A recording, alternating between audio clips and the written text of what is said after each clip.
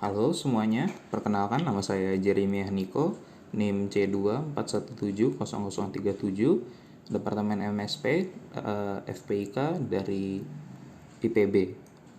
Berikut saya akan melampirkan dan memaparkan hasil laporan praktikum analisis logam berat timbal PB dan tembaga CU pada Kijing Taiwan Anadonta Wudiana.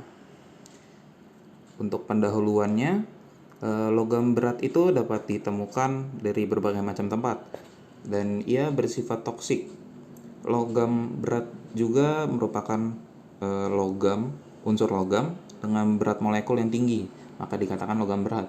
Logam berat timbal dan tembaga itu dapat terakumulasi ke dalam tubuh melalui pernapasan dan pencernaan. Timbal juga sering kita temukan di campuran zat, pestisida, limbah industri dan kendaraan bermotor. Dan timbal dapat menyebabkan keracunan akut dan kronis yang ditandai diare, mual-mual, dan anemia. Tembaga juga dapat menyebabkan keracunan akut dan kronis yang dapat merusak hati jika kadar di dalam tubuh berlebihan. Tembaga juga termasuk logam esensial, ya, yang diartikan termasuk unsur yang dibutuhkan di dalam tubuh, sehingga tidak sepenuhnya berbahaya, tapi di dalam kadar tertentu logam berat dibutuhkan oleh tubuh. Logam berat ini juga logam berat tembaga dapat ditemukan di pembersih lantai, cat, pestisida, dan bahan pengawet. Untuk tujuan praktikum kali ini adalah menganalisis kandungan logam berat timbal dan tembaga yang ada pada Kijing Taiwan, Anadonta Wudiana, serta mengetahui batas maksimum konsumsi mingguan Kijing Taiwan dari situ gede dan situ LSI. Dan ini tempat pelaksanaannya. Dan alat dan bahan yang kami gunakan antara lain Ekman Grab, jala, termometer, pH meter, DO meter, timbangan digital, styrofoam, jarum, buku identifikasi ikan, perahu karet, life jacket, trash bag, ember, kamera, alat bedah, spidol permanen, label, papan jalan, alat tulis, penggaris, dan sarung tangan. Dan berikut adalah prosedur kerja saat di lapang. Kijing yang didapatkan yang sudah diambil menggunakan Ekman Grab, kijing tersebut akan banyak sedimen-sedimen yang nempel di tubuhnya. Maka sebelum diukur, maka badan atau cangkang kijing itu dibersihkan terlebih dahulu. Setelah dibersihkan, taruh di atas styrofoam atau di atas tanah juga tidak apa-apa. Lalu diukur dari panjang, lebar, dan tebalnya menggunakan penggaris dan jangka sorong. Dan setelah mengukur, kijing tersebut ditimbang supaya dapat diketahui bobotnya berapa. Setelah itu, hitung kijing secara menyeluruh secara morfometri, dan setelah dihitung, bedah kijing tersebut menggunakan alat bedah, pisahkan daging dan cangkangnya, dan setelah dibuka cangkangnya dibersihkan terlebih dahulu, dibilas menggunakan air supaya tidak ada sedimen yang menempel lagi di dalam tubuhnya. Lalu cangkang dan dagingnya dipisahkan.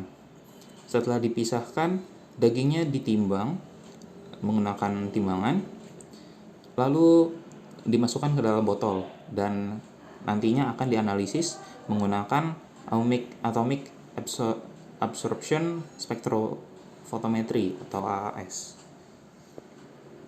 Ini adalah analisis data yang kami gunakan dengan rumus-rumus tersebut dari soft tissue index, mid yield, maximum weak intake, maximum tolerable intake.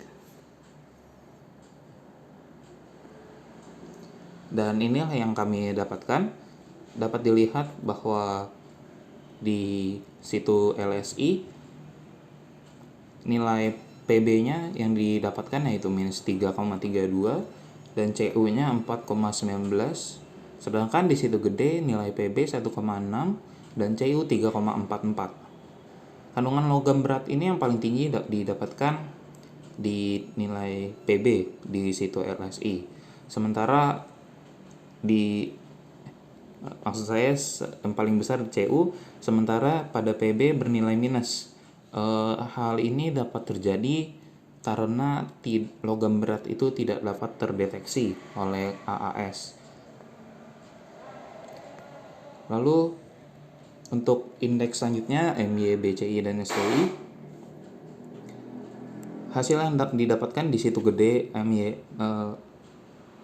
mid yield-nya itu 0,23, di situ LSI 0,16. Pada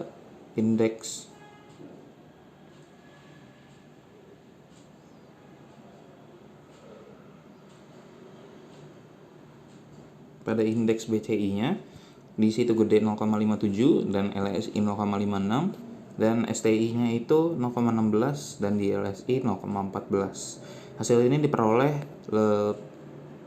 lebih tingginya nilai dibandingkan di situ LSI. Pada situ gede menunjukkan nilai yang lebih besar, dan daging yang terdapat di situ gede itu lebih besar dan dibanding di situ LSI. Masukkan bahan organik ke dalam perairan menguntungkan untuk hedging agar tetap tumbuh. Hedging akan juga berperan penting dalam mereduksi kandungan logam berat di dalam perairan. Hasil yang selanjutnya, nilai-nilai ini diperoleh terutama pada nilai PTWI atau PTWI itu nilai toleransi maximum tolerable intake. Lalu di